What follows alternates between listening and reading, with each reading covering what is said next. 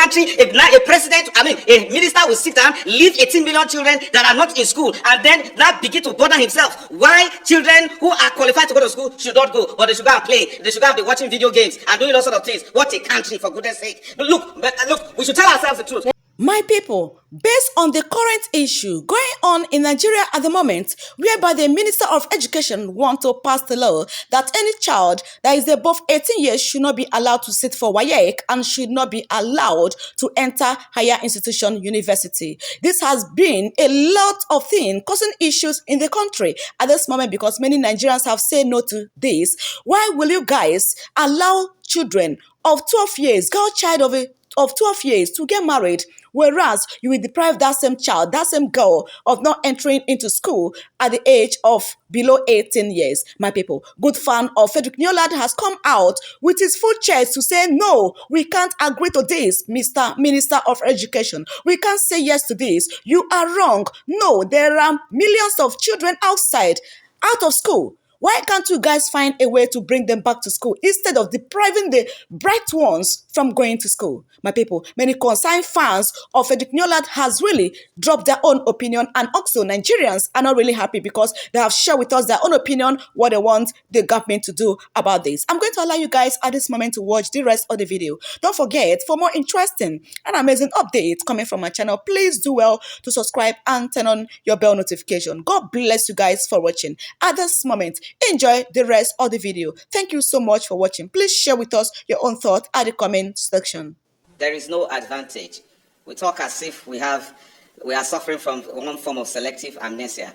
People will always say things to support whatever they think. It's their opinion.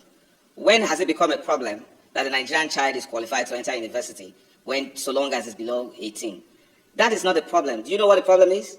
The problem is that we have 18.3 million Nigerian children that are out of school.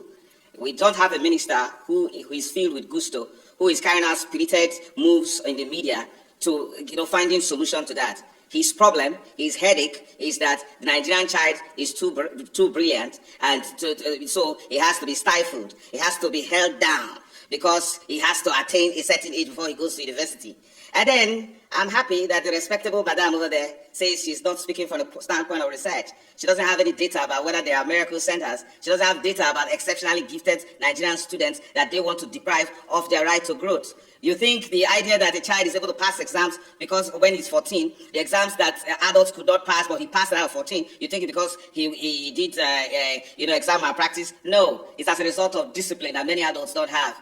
You think that age is a matter, that it determines maturity? People put in a whole lot of parents that we know put in a whole lot to discipline their children, whereas others don't. And then the ones who learn, who are able to express themselves, we in Africa, it's our joy to hold them down as if we hate our children. We keep on having stories, at least make recommendations that, it is proper for the children to go to school when they attain 18, but don't come and make it compulsory, don't come and impose it. Initially they said it was a matter of law. I asked, which law? So you have to turn the JAMB Act upside down to be able to find out that a minister can give directives. So we have agreed it's a directive. So, Honorable Minister, what is your problem? What do you have against Nigerian students or children if they are brilliant enough? Madam, again, I ask you in more pointed terms, which miracle centers produce children? Miracle centers are for people who have failed, mainly adults. We are dealing with a situation where our girls don't go to school, but they can be married off as on another age, and our boys are more interested in business, incubation, and they don't go to school. We're dealing with real issues, and they were telling me that Nigerian children should be held down.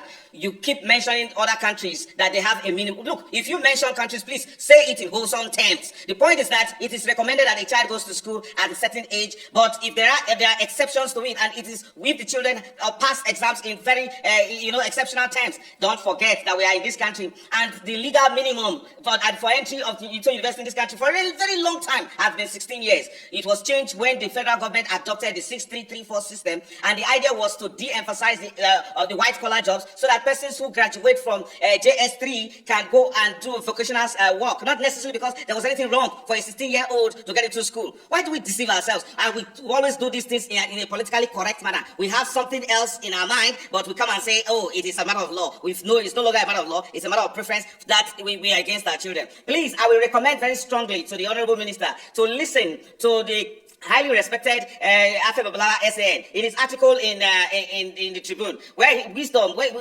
a lot of wisdom, advising the federal government not to go too far. Look at ASU. ASU is now cherry picking and being politically correct. One way they will say, oh, we need university autonomy. We should determine the fate of how our university, the standards of how our university should operate. So before that, it is the Senate of the universities that will make recommendation as to the legal minimum age of entrance. Today, it is now a federal matter. I see the federal government does not have enough issues to bother. You wonder why we talk about issues of true federalism? So we are now going to take away the right of university senate to determine whether the age of a child to enter university, even when he's exceptionally brilliant. We have data, statistics of young children who enter the university at 14, turn out at 20, they are graduates. They are medical doctors, some of them are professors.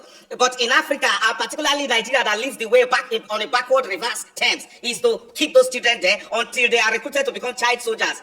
Look, my critics tell me that I get emotional about these issues, but because I can't understand why a country, a president, a minister will sit down, leave 18 million children that are not in school, and then not begin to bother himself why children who are qualified to go to school should not go, but they should go and play, they should go and be watching video games and doing all sorts of things. What a country, for goodness sake. But look, we should tell ourselves the truth, and not say in semantic manner and then come and justify what sort of things that's against our children. Based on what this man has said, my people watching from all around the world, do you think that he made a lot of sense or he's not making sense? Let me hear what you have to say about this at the comment section, because for me, the man, he really spoke the mind of the masses, the mind of young Nigerians. How can you tell Nigerian children to sit at home because he or she is below 18 years, but you can allow that child to get married at the age of 12? Kai, what a world and what a country. Please share with us your own thoughts at the comment section. Don't forget, for more amazing and interesting updates coming from my channel, please do well to subscribe and turn on your bell notification. God bless you guys so well for watching. I don't want to talk much in this video.